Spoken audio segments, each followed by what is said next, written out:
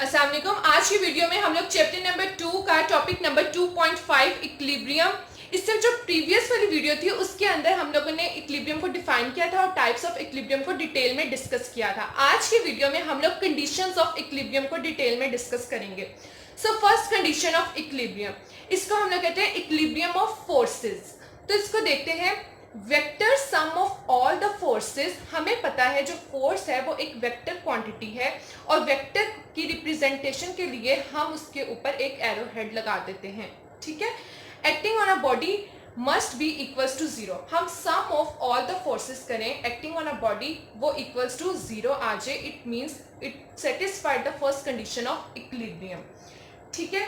इसका क्या मतलब है कि sum of upward forces is equals to sum of downward forces, sum of leftward forces is equals to sum of rightward forces. ठीक है। अगर मैं यही बात करूं कोप्लानर फोर्सेस में, तो कोप्लानर फोर्सेस मेरे पास ऐसी फोर्सेस होती हैं जो कि लाई कर रही होती हैं ऑन अ सेम प्लेन। जो फोर्सेस सेम प्लेन के ऊपर लाई कर रही होती हैं, हम उन फोर्सेस को क्या कहते हैं, कोप्लानर फोर्सेस। अब plane means to say that X axis, Y axis, minus X minus Y. ठीक है। अब ये हमारे पास राइटवर्ड फोर्सेस हैं, is equals to the sum of leftward forces. Sum of upward forces is equals to the sum of downward forces. तो हमारे पास अगर हम एक्स डायरेक्टेड फोर्सेस देखें तो इसके अंदर जो हमारे पास सम ऑफ राइटवर्ड फोर्सेस हैं वो इक्वल आएंगे सम ऑफ लेफ्टवर्ड फोर्सेस के। और अगर हम वाई डायरेक्टेड फोर्सेस की बात करें तो हमारे पास अगर सम ऑफ अपवर्ड फोर्सेस जो हैं वो सम ऑफ डाउनवर्ड फोर्सेस के इक्वल आ जाती हैं, तो हमारे पास जो वाई कंपोनेंट है, वाई डायरेक्टेड फोर्सेस हैं, वो इक्वल्स टू जीरो आ जाती हैं। कि vector sum of all the forces in any direction, ठीक है, must be equals to zero. It means to say that first condition of equilibrium is satisfied. Equilibrium of forces conditions is satisfied. Summation F is equals to zero. F vector है, ठीक है, vector sum of all the forces is equals to zero. This is a sign of a summation, sum up, ठीक है, vector sum of all the forces is equals to zero. The first condition of equilibrium is then satisfied. So now move towards the second condition of equilibrium. What is second condition of equilibrium? Second condition of equilibrium means equilibrium of torque. Equilibrium of torque means turning effect of a force. अब यहाँ पर हमारे पास turning effect जो है वो produce होगा और उसके बाद अगर vector sum of all torques acting on a body about any arbitrary axis, any constant axis must be equals to zero. अब हमने बात की थी टॉर्क की। टॉर्क क्या है? Turning effect of a forces. ठीक है। जब हम लोग कोई फोर्स लगाएं उसके रिजल्ट में हमें एक टर्निंग इफेक्ट ऑफ फोर्सेस मिले तो हम उसको क्या कहते हैं वहां पर? टॉर्क।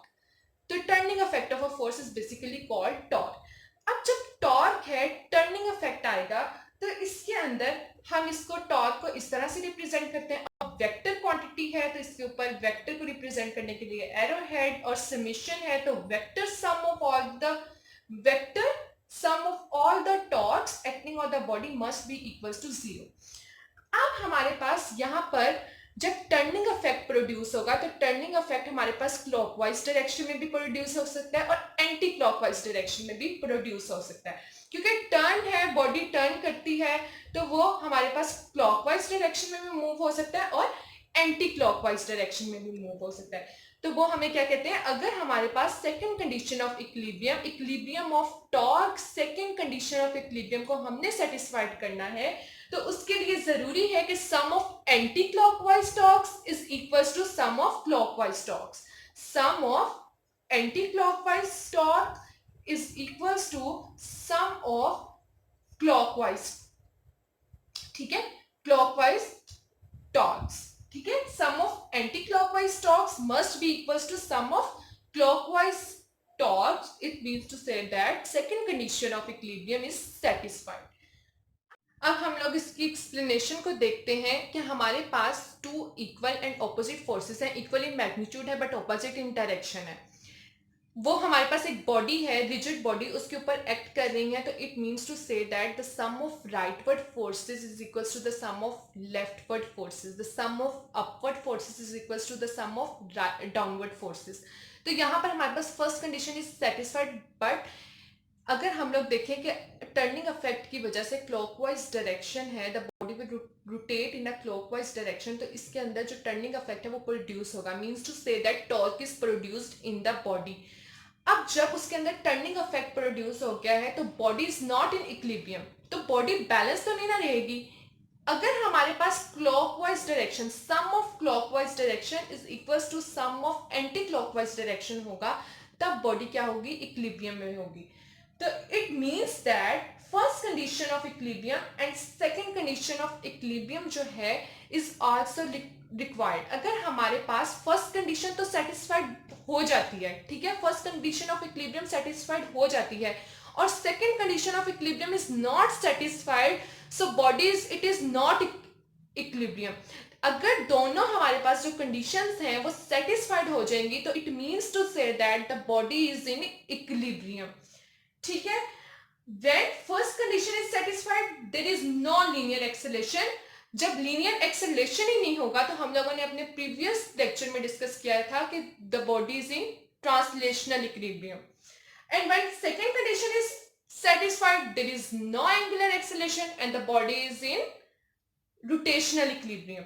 तो हम लोगों ने ये जो थी डायनामिक इक्विलिब्रियम उसकी टाइप्स थी तो उनको डिस्कस किया था। तो यहां से भी हमें सेटिस्फाइड हो सकता है कि अगर हमारे पास फर्स्ट कंडीशन जो है अगर वो सेटिस्फाइड हो जाएगी तो हमारे पास द बॉडी जो है वो ट्रांसलेशनल इक्विलिब्रियम में है, क्योंकि उसके अंदर लीनियर एक्सेलरेशन है, जीरो है, लीनियर एक्सेलरेशन हमारे पास जीरो है।